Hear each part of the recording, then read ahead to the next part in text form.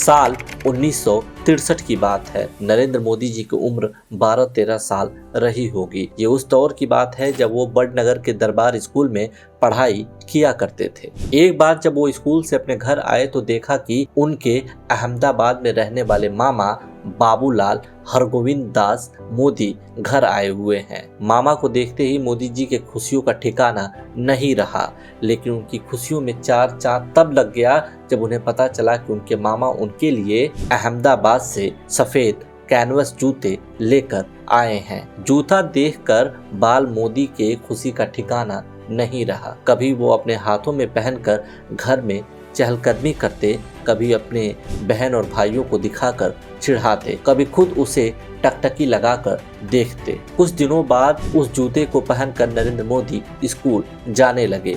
जूता सफेद रंग का था। कुछ ही दिनों के अंदर जूते का रंग ढलने लगा और गंदा होना शुरू हो गया। नरेंद्र मोदी के पास इतने पैसे नहीं थे कि वो उस जूतों की पॉलिश करवा सके।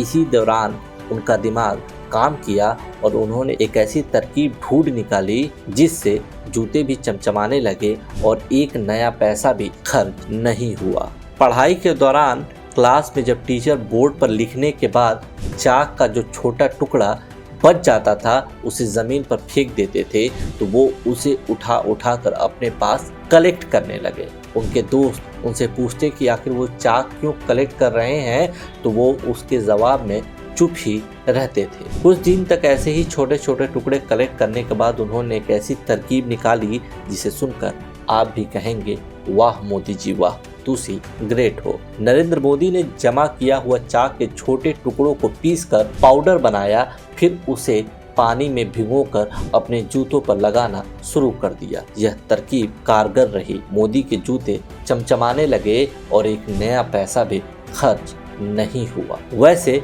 बहुत से लोगों को यह कहानी सामान्य सी लग सकती है, लेकिन सोचने वाली बात यह है कि जिस उम्र में बच्चे खेलने कूदने शरारत करने में मशगूल रहते हैं, उस उम्र में एक छोटा बच्चा अपनी सूझबूझ और समझदारी से अपनी ज़रूरतों को पूरा कर रहा था। मोदी जी ने बचपन में जो अभाव देखा है और उन परिस्थितियों से जिस तरह उन्होंने निपटा है, आज उसी का नतीजा है कि जो देश पर आने वाले बड़े से बड़े संकट का वो बड़ी आसानी से हल निकाल देते हैं। बहुत से लोगों को थालियों में सजाकर सब कुछ मिल जाता है, लेकिन हमारे देश के यशस्वी प्रधानमंत्री नरेंद्र मोदी जी के साथ ऐसा कभी नहीं हुआ। उन्होंने पल पल हर पल मेहनत की है। आज वो जिस मुकाम पर है वहां तक वो किसी के सहयोग या समर्थन से नहीं पहुंचे हैं, बल्कि उन्होंने अपना रास्ता खुद तय